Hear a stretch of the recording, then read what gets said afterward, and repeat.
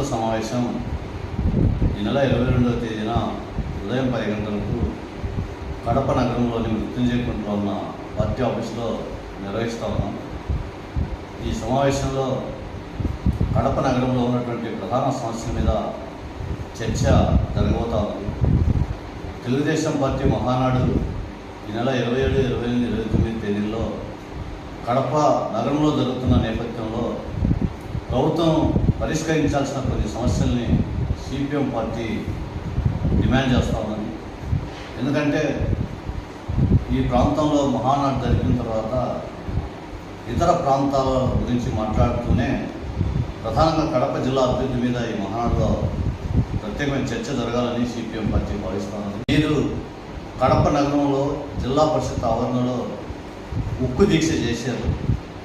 ఆ ఉక్కు దీక్ష సందర్భంగా ఒక శిలాఫలకం కూడా మీరు ఏర్పాటు చేశారు.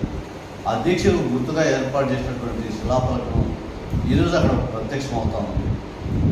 కాబట్టి చంద్రబాబు నాయుడు గారు ఈ 3 రోజుల పాటు జరిగేటువంటి మహానాడులో కడప ఉక్కు ఫ్యాక్టరీ శంకుస్థాపన చేయడం కాదు, ఆల్రెడీ శంకుస్థాపన ఇక్కడ చేసి ఉన్నారు. 3 సార్లు శంకుస్థాపన చేసినా నిర్మాణం పనులేవి ప్రారంభం కాలేదు. నిరుద్యోగ యువత ఎప్పుడు మాకు ఈ స్టీల్ ఫ్యాక్టరీలో ప్రారంభమవుతుందని చెప్పి ఎదురు చూస్తూ ఉన్నారు.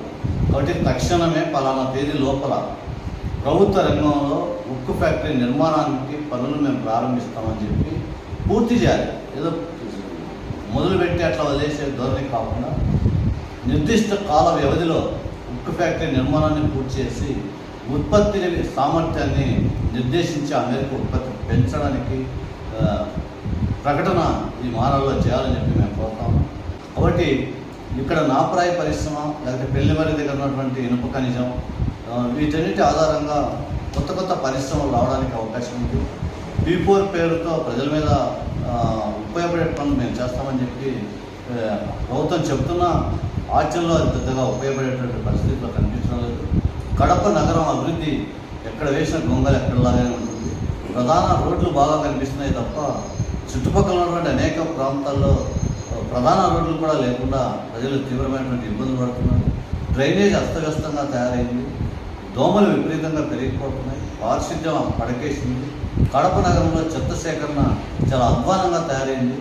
ఈ సమస్యల పరిష్కారానికి ప్రయత్నం చేయాల్సినటువంటి అవసరం ఉంది.